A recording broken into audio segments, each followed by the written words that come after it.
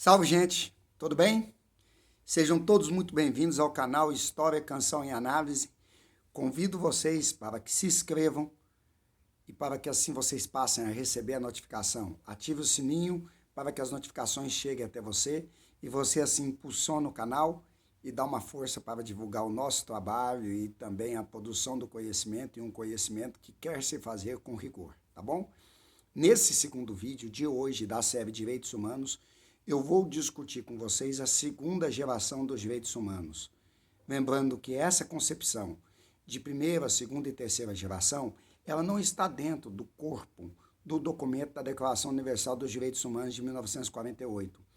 Lembra que com o nazismo e também, claro, com o Holocausto promovido contra judeus e ciganos, e também com outros povos, mas sobretudo judeus e ciganos, e com as bombas atômicas de Hiroshima e Nagasaki, a questão dos direitos humanos pelas atrocidades cometidas durante a Segunda Guerra Mundial se torna uma temática muito recorrente, muito debatida, e a partir daí a comunidade internacional se une para criar um corpo de direitos que foram construídos historicamente e que resguarda a pessoa humana. E esse corpo de direitos, ele vai ser colocado dentro da Declaração Universal dos Direitos Humanos, em que o Brasil é signatário dele em caráter original. Então quer dizer que o Brasil originariamente já é signatário da Declaração Universal dos Direitos Humanos. Por isso que quando você fala de AI-5 ou ainda de regimes autoritários que advieram no período posterior à Declaração Universal dos Direitos Humanos, você percebe que isso é um atentado e uma contradição contra documentos os quais o Brasil foi coetâneo em assiná-los, percebe ou não?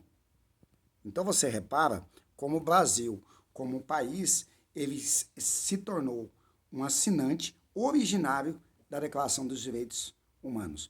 Então é interessante assim, e aí eu tenho que colocar vocês, que a Declaração Universal dos Direitos Humanos de 48, ela não divide em primeira e segunda gerações. Como eu falei no primeiro vídeo sobre a primeira geração dos direitos humanos, o que você percebe? É que essa subdivisão foi feita pelo Karel Vassac em 1979, numa Conferência Internacional dos Direitos Humanos que se realizou em Estrasburgo, na Alemanha. E a partir daí, portanto, ele estabelece as três gerações, onde a primeira nós já comentamos, num vídeo que já foi postado no nosso canal na semana passada, e agora eu vou comentar com vocês sobre a segunda geração dos direitos humanos, que ele, Karel Vassac, ele reuniu de maneira emblemática toda a segunda geração, interpretando a Declaração Universal dos Direitos Humanos com um sinônimo de igualdade. Então, se a primeira geração seria a liberdade de vir, a liberdade de expressar, a liberdade de associar, a liberdade de se filiar a um determinado partido político, a liberdade de garantir a dignidade da pessoa humana, de ter direito à ampla defesa, ao contraditório, ao devido processo legal, ao sigilo de correspondência, entende? Ao direito de impetrar um remédio constitucional denominado habeas corpus, quando você for preso por alguma ilegalidade ou então alguma arbitrariedade. Se isso é a liberdade que está no primeiro corpo da geração dos direitos humanos, a segunda, ela versa sobre igualdade. E por que o assunto sobre igualdade se tornou uma coisa muito recorrente? Porque você sabe que ao longo do 19, com a consolidação do capitalismo, a partir, sobretudo, da segunda fase da Revolução Industrial, o capital, na sua sede de reproduzir, ele não observou a condição humana naquilo que ela tem de mais valorado, que é aquilo que lhe garante a sua sobrevivência. Então, surge a questão social, surge o problema social na segunda metade do século XIX, ou na primeira metade, isso também já está muito forte, na segunda fase da Revolução Industrial. E o que são os direitos? E o que é a questão social? São as péssimas condições trabalhistas, são salários baixos, né? É o local insalubre de trabalho, é o local mal iluminado, é o salário muito baixo, é a substituição da mão de obra feminina, mão de obra masculina pela mão de obra feminina infantil, mas não para empoderar as mulheres, muito ao contrário. Ainda que as mulheres, de maneira reflexa, consigam um empoderamento a partir dos movimentos sociais do século XIX, à medida que a mulher também ganha o espaço público, mas perceba que a entrada dela no mercado de trabalho não é por uma eleição, mas, muito ao contrário, por uma exploração da mão de obra que muitas vezes prefere substituir a mão de obra masculina pela mão de obra feminina infantil porque paga mais barato, foi o que garantiu com que as mulheres, então, pudessem participar da renda familiar para além do espaço doméstico. E com isso as mulheres já se articulam no domínio também do espaço público. E aí o movimento feminista ganha força. Olha que interessante. Então, o que aconteceu como resposta a essa questão social, a esses problemas sociais advindos da segunda fase da Revolução Industrial? Você vai ter uma resposta. E você vai ter uma resposta do movimento operário inglês que vai lutar para o estabelecimento de direitos sociais. E esse estabelecimento de direitos sociais, ele se colocou de maneira tal que surge a legislação trabalhista, que é um tipo de direito, um tipo de legislação extremamente moderno, que começa a ser articulado principalmente a partir da segunda metade do século XIX e vai regular a relação laboral entre o patrão e o empregado, garantindo ao empregado direitos sociais, dentre os quais um deles, fundamentais, é o direito ao trabalho. Mas olha que interessante, se os direitos sociais já surgem na segunda metade do século XIX, observando sobretudo a questão do direito ao trabalho como um direito social, ele ainda não é consagrado como direito humano. Por isso que eu coloco a você, meu aluno, que o próprio direito humano, ele não é necessariamente um direito nato. Ele é construído historicamente. E a partir da construção histórica, ele é recepcionado pelas instituições internacionais e é validado, assim, como um direito humano. Percebe o que eu estou dizendo? Como um direito que é necessário para salvaguardar a condição da vida humana. E isso se fez de maneira muito mais contundente a partir da crise de 29 no mundo liberal ocidental.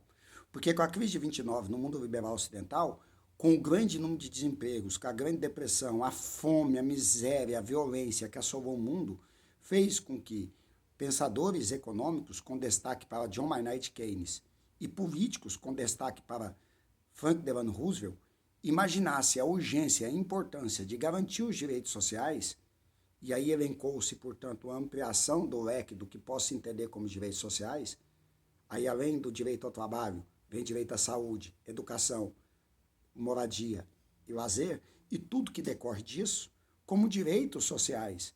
E esses direitos sociais vão ser elevados à categoria de direitos humanos quando do esboço da criação da ONU. E houveram dois personagens que foram fundamentais nesse sentido. Um deles é o Franklin Delano Roosevelt, o grande estadista estadunidense, que vai, a partir do New Deal, e depois no esboço daquilo que vai ficar chamado com o nome de Estado do Bem-Estar Social, reconhecer a importância da promoção da justiça social, a importância da promoção da consagração dos direitos sociais como direitos que são humanos. Mas, no outro lado também, e a partir de um outro sistema, Stalin foi fundamental também, ainda que pelo viés autoritário, na interpretação da Hannah Arendt, no viés totalitário, o Stalin foi importante porque ele também consagrou a pessoa humana dentro dos direitos sociais. Então, o direito à saúde, à educação, ao trabalho, à moradia e lazer. O lazer que era permitido no mundo socialista soviético, claro, foi importante. E o Stalin, junto com Roosevelt, foram os dois estadistas que, no esboço da criação da ONU, colocaram a urgência e a necessidade de se elevar os direitos sociais, que são direitos que primam pela igualdade de oportunidade e também para que a dignidade da pessoa humana socialmente fosse respeitada como uma conquista a ser garantida pelo Estado. Eles são fundamentais, portanto, quando esboça a criação da ONU, tanto em Bretton Woods como também na Conferência de São Francisco, que vai elevar a condição da criação da ONU, para que, assim, os direitos sociais fossem colocados e fossem elevados como uma segunda geração dos direitos humanos. Percebe ou não? E aí nós temos uma segunda geração de direitos humanos. E lembra que no mundo liberal ocidental, até como resposta ao mundo socialista, nesse cenário mais amplo chamado Guerra Fria, vai surgir um tipo de modelo de Estado presente. Estado esse que vai buscar consagrar os direitos sociais e promover a justiça social.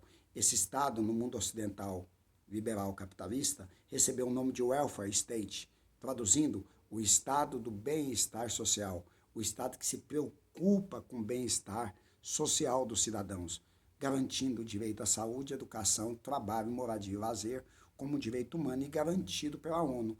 E na tese do Karel Vassak, isso entra, portanto, como uma segunda geração que busca a equidade, que busca a igualdade, que busca com que a pessoa humana tenha a dignidade para que ela possa, sim, realizar-se dentro da sociedade.